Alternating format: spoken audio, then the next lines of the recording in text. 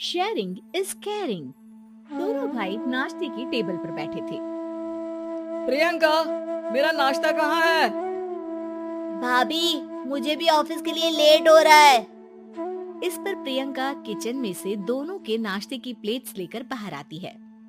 लो भाई, आप दोनों का नाश्ता। किसी को भी 1 मिनट का सब्र नहीं है। ये प्रियंका का ससुराल है, जहाँ कोई औरत ना होने की वजह से शादी वाले दिन से ही घर के साथ दोनों भाइयों की जिम्मेदारियां प्रियंका संभाल लेती है। दोनों भाई शांति से नाश्ता कर रहे होते हैं कि अंकुश अपने भाई की प्लेट से पराठे का एक टुकड़ा उठा लेता है। आपको पता है ना, मैं खाना शेयर नहीं करता, फिर भी मेरी प्लेट में से खाना जरूरी है क्या? अरे हद हो गई है, मुझे नहीं खाना अब। अंकुर गुस्से में नाश्ता छोड़कर टेबल से उठ खड़ा होता है। अरे ये कैसा बिहेवियर है अंकुर? एक टुकड़ा ही तो है। एक हो या आधा, मुझे भूख लगी है तो ये सिर्फ मेरा ही है। उसे भी किसी के साथ शेयर करने बैठा तो भूखा नहीं रह जाऊंगा। अरे बाबा ठीक है, अब इस पर भी लड़ाई। दूसरा बना देती हूँ, पर प्लीज ऐसे खाना बीच में छोड़कर मत जाओ। इससे अन्न का अपमान होता है। ओ प्लीज भाभी, ऐसी कोई चीज होती ही नहीं है। आपके पास पैसे हैं, खरीदो और खाओ। अगर नहीं खाया जाए तो फेंक दो।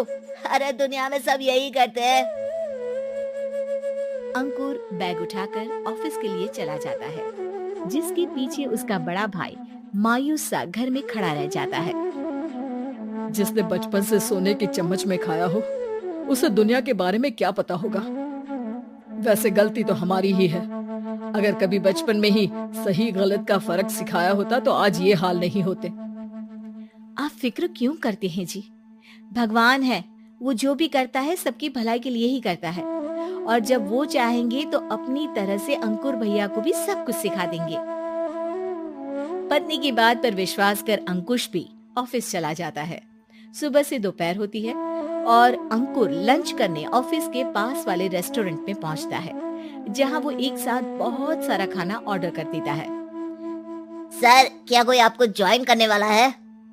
नहीं तो क्यों? अब कुछ नहीं सर, ऐसे ही। वेटर चला जाता है और कुछ देर में अंकुर का ऑर्डर लेकर वापस आता है, जिस पर अंकुर सब डिशेस में से थोड़ा थोड़ा खाकर बाकी ऐसे ही छोड़कर बिल देकर चला जाता है। वाह भगवान, तेरी माया। कहीं कोई एक एक टुकड़े के लिए तरसता रहता है और ये 5 लोगों का खाना ऑर्डर करके एक का भी पूरा नहीं खाते। पैसे वालों की माया।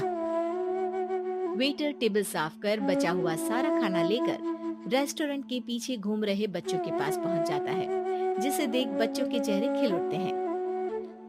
वाह, आज इतना सारा खाना आया। थैंक यू भैया, भगवान आपको खाने की फैक्ट्री बना दे। अगर ये फैक्ट्री मेरी होती तो तुम लोगों को कभी किसी का झूठा बचा हुआ खाना नहीं खाना पड़ता। चलो तुम लोग खाओ, पर ध्यान रखो किसी को पता ना चले, नहीं तो मेरी नौकरी चली जाएगी। इसी के साथ दिन बीतता है और रात को दोनों भाई एक साथ घर पहुंचते हैं। कुछ देर में सब डिनर करने बैठते हैं, जहां अंकुश अंकुर को समझाने की कोशिश करता है।